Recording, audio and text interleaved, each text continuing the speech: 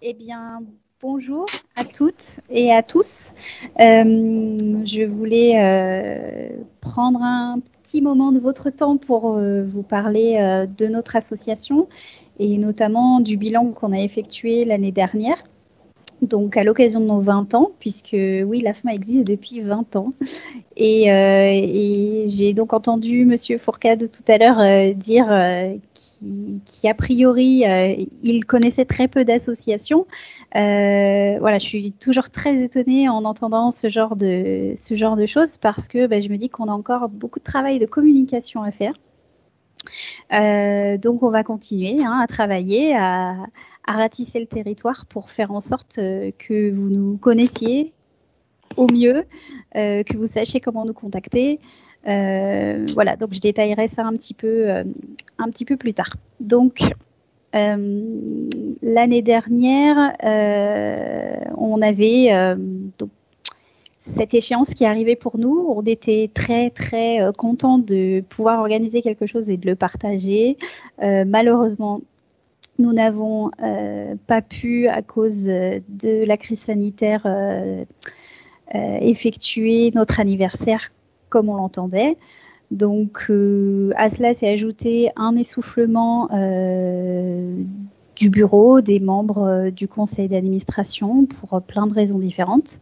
Et donc, nous avons fait face à un départ qui est celui de la secrétaire de l'association. Son poste est toujours à pourvoir. Je pense qu'on va faire 100 pour l'instant parce qu'on a fait un appel à candidature qui n'a rien donné. Donc voilà, on n'a pas pu faire de rencontres. C'est pourtant les choses qui nous animent habituellement. On aime bien aller au devant des familles, au moins pour rompre cet isolement et puis évidemment pour faire connaissance avec de nouvelles personnes. À nous sûrement d'imaginer d'autres façons de se retrouver. C'est à creuser, mais on espère malgré tout que la situation sanitaire nous permettra sous peu de nous retrouver. Pas forcément comme avant, mais en tout cas en présentiel. Voilà. Donc, notre AG a été faite également à distance cette année. L'événement, on va dire, le plus marquant de cette dernière année, c'est notre livret d'information qui a été donc bien finalement édité, imprimé. Nous l'avons adressé aux professionnels de notre réseau, à nos adhérents, aux familles qui ont fait des demandes par le biais de notre site internet ou de notre page Facebook. On l'a adressé aux filières de santé auxquelles on appartient, qui sont Neurosphinx, mais aussi Fimato. Ce petit livret, je l'ai vers moi. Il est là. Donc, c'était un vrai travail d'équipe. Voilà, ça a été très collaboratif. Le financement, c'était la Fondation MACFCF et la Fondation Apicil qui ont apporté à peu près 80% du budget, donc c'était pas négligeable. On a complété de notre côté ce qui manquait. On a travaillé avec la société du Bourdon Production qui est basée en région lyonnaise et nous avons pu compter sur le soutien des deux médecins qui sont toujours présents quand on leur demande. Donc le docteur Dariel qui est à Marseille, le docteur Célia Crétol que vous connaissez et monsieur Dubois qui est sur l'HFME à Lyon. Voilà, donc ça a été un travail très intense, très prenant, mais c'est vrai qu'on est super fiers d'avoir ce support aujourd'hui à disposition. C'était vraiment quelque chose qu'on voulait faire depuis très longtemps. Donc, voir aboutir ce genre de choses, c'est toujours une belle récompense, voilà, surtout quand on sait ce que ça représente pour nous en termes de budget pour nos associations, ce n'est pas négligeable. Donc, je vous ai mis quelques petits extraits des pages. Donc, le fil conducteur, c'est un petit garçon qui s'appelle Victor et qui vient raconter un petit peu son expérience. Donc, on a essayé en tout cas de détailler tous les thèmes qu'on voulait aborder. Je pense qu'il est le plus exhaustif possible, bien que il y a toujours des évolutions. Donc, il pourra éventuellement être mis à jour en cas de besoin à l'avenir. Voilà, donc n'hésitez pas à nous contacter si vous souhaitez. Nous vous en enverrons avec grand plaisir. Ensuite, donc, on a plusieurs projets sportifs en cours qui, crise sanitaire oblige, bien évidemment, une fois de plus, sont petit à petit reportés. Donc, un trio qui s'appelle les Red Dingues qui vont participer au trek Rose Trip. C'est à l'automne 2021. Ça se passe au Maroc, dans le désert, plusieurs étapes, plusieurs parcours. Des étapes sportives, des courses d'orientation. Donc j'espère pour elles que le projet pourra enfin aboutir parce qu'elles se sont lancées dans cette aventure depuis bientôt 3 ans maintenant. Donc elles continuent à s'entraîner.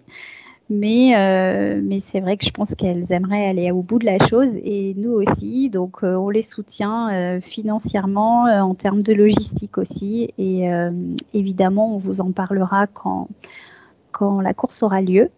Très prochainement, je l'espère. La deuxième équipe qui se lance dans ce même style de course, c'est donc Julie et Karine, les Becherel. Elles vont participer au Laponie Trophy, donc qui devait avoir lieu en 2021, qui a été reporté en 2022. Donc cette fois, rien à voir. On passe du désert à la Laponie. Ça se passe en Finlande, c'est 100% féminin. Et donc, c'est vrai que les pauvres, elles ont pâti et de conditions météorologiques compliquées l'hiver dernier puisqu'il n'y avait pas de neige. Donc, pour les entraînements, chez elles, c'était très compliqué. Elles voulaient organiser des compétitions, etc. C'est tombé à l'eau aussi. Donc, elles espèrent, comme tout le monde, que l'année 2021 sera plus propice pour le sport et l'organisation de ces événements pour pouvoir financer au mieux leur expérience. Donc là, c'est pareil, elles ont lancé une cagnotte sur Internet. On les aide comme on peut. Voilà, comme elles vont porter nos couleurs, c'est le minimum que l'on puisse faire pour elles. Voilà, donc ça, c'est tout ce qui est en cours. Nous avons également effectué un appel à projet qui est en lien en fait avec l'événement de nos 20 ans que nous n'avons pas pu faire. Et du coup, on s'est dit que le budget qui devait être alloué à cet événement, il fallait qu'il serve à quelque chose parce que c'était important pour nous qu'il ressorte quelque chose de cet anniversaire, de cette expérience. Donc, ces 5 000 € de dotation, on se rend bien compte qu'à compter de certaines autres dotations et d'autres appels à projets, la somme peut paraître un peu ridicule, mais on espère qu'il pourra naître de ça un joli projet pour améliorer la prise en charge des enfants atteints d'un Hirschsprung. Donc, l'info, c'est qu'on va le prolonger puisque c'était jusque fin mars, jusqu'au 31. On a décidé de le prolonger. Donc, je pense que je ferai une info officielle sous peu pour parler de ce report. Voilà. Et nous avons ensuite des projets qui arrivent, qui sont dans les cartons, mais qui sont bien avancés. Le premier, c'est une collaboration avec une illustratrice qui se prénomme Juliette, mais qui est plus connue sur son pseudo Stomy Buzzy sur Internet. Elle est très suivie sur Instagram. Donc, elle parle de sa maladie. Elle est atteinte, elle, d'une maladie de Crohn. Elle est porteuse d'une stomie digestive. Elle aborde la maladie et toutes ses conséquences avec beaucoup d'humour. Voilà. Ce qu'elle fait est vraiment chouette et donc on est en lien, on est en train de travailler sur des publications qui seront diffusées, le public étant des jeunes, évidemment, utilisateurs en grand nombre des réseaux sociaux. On abordera des thèmes complètement différents.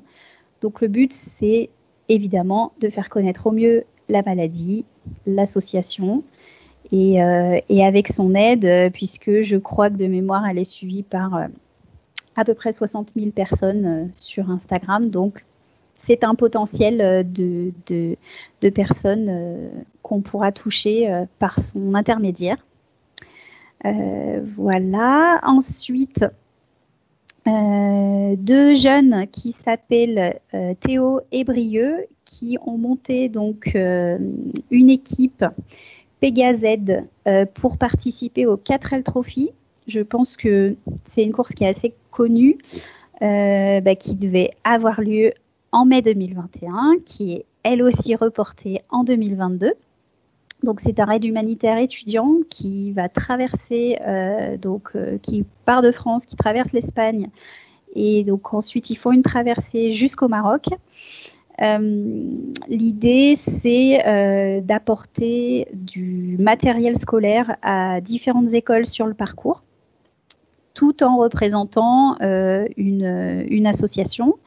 Donc nous sommes engagés, nous sommes partenaires de cette équipe, et ils pourront parler de nous tout au long de la course, sachant qu'en termes de communication, il y a beaucoup de relais de médias. Voilà, donc une autre façon de parler de l'association par ce biais-là. Et donc cette initiative de ces 2 jeunes qui est à soulever. Du coup, là, je vais vous parler de 2 projets qui sont plutôt au stade embryonnaire, mais on espère qu'ils vont porter leurs fruits et avancer. Donc, on a été contacté par un adulte qui a été opéré jeune d'un Hirschsprung et qui veut parler de la maladie en traversant l'Europe à pied, donc en partant de Vilnius en Lituanie. Et l'arrivée chez lui dans un village du Tarn. Donc, pour l'instant, c'est une préparation logistique. Et puis, évidemment, on va soutenir ce projet à fond parce que c'est chouette de voir que nos enfants deviennent des adultes avec des projets de cet ordre. Donc, on vous en reparlera bien évidemment. Le dernier projet dans les cartons, c'est plutôt de la santé publique, puisque nous sommes en lien avec une équipe de kinésithérapeutes pédiatriques dans un service de chirurgie uroviscérale qui souhaitent faire de la prévention en milieu scolaire des troubles vésico-sphinctériens. Donc, c'est un vaste sujet, un très, très gros projet. L'idée pour l'instant, c'est de se cantonner à une diffusion locale, notamment en réalisant un clip vidéo, en faisant des plaquettes à diffuser dans les écoles. L'idée à terme, c'est de pouvoir former les professionnels encadrants et enseignants. Donc, ça concerne le Hirschsprung, ça concerne toutes les malformations anorectales. Donc, on vous en parlera également quand les choses auront avancé, je pense, en local et qu'elles pourront, pourquoi pas, être étendues au territoire. Voilà. En tout cas, ce sont plein de choses qui nous animent. On essaye de rester motivé malgré ce contexte. Donc, je vous ai rappelé là les différentes façons de nous contacter par mail, par le biais de notre site internet. On est présent sur Facebook, sur Twitter, sur Instagram. Pas toujours très, très réactif, mais on essaye, on fait au mieux. Et ce qui marche le plus, c'est Facebook, bien évidemment. Voilà, donc on essaye de rester connecté. Et en tout cas, je vous remercie de votre attention. Merci à la filière aussi de nous avoir permis de nous exprimer aujourd'hui. On voit qu'il y a besoin, toujours. Et je vous souhaite une très bonne fin de journée et un bon week-end. Merci beaucoup. Merci Carole. Et encore bravo pour toutes ces initiatives, pour tous ces projets. Oui, écoutez, quand ils aboutissent, on est content. Toute l'équipe avait été très touchée quand on avait appris que vous lanciez votre don, enfin votre appel d'offres.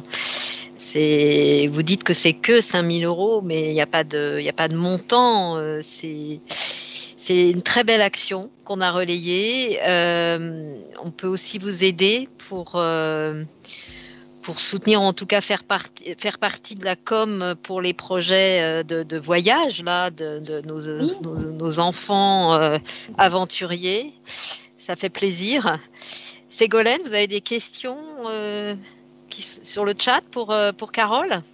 Non, il n'y a pas de question, juste un commentaire disant super, enfin de l'information en milieu scolaire, bravo, pourvu que cela marche. Ah oui, excellente initiative là aussi, si on peut vous aider, parce que c'est vrai qu'on a essayé de le prendre par tous les bouts. La Caisse nationale des solidarités, Éducation nationale, peut-être c'est des clips, il faut aller dans les écoles. Donc on peut vous aider avec surtout la filière qui a plus de moyens au niveau de la com. Je pense que oui, moi j'ai parlé de l'existence de la filière et du support que vous pouviez sûrement nous apporter.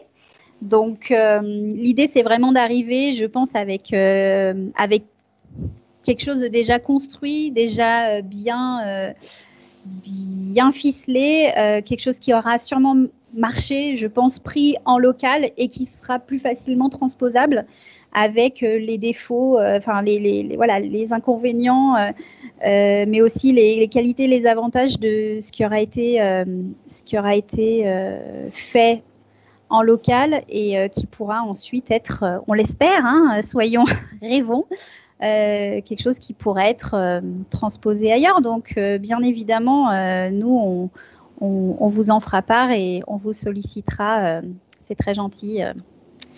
C'est normal, on vous suivra. Bravo encore. On va passer la parole à Sophie Le Commandou, qui est donc présidente depuis 2004 de l'association APASC pour le syndrome de Curarino.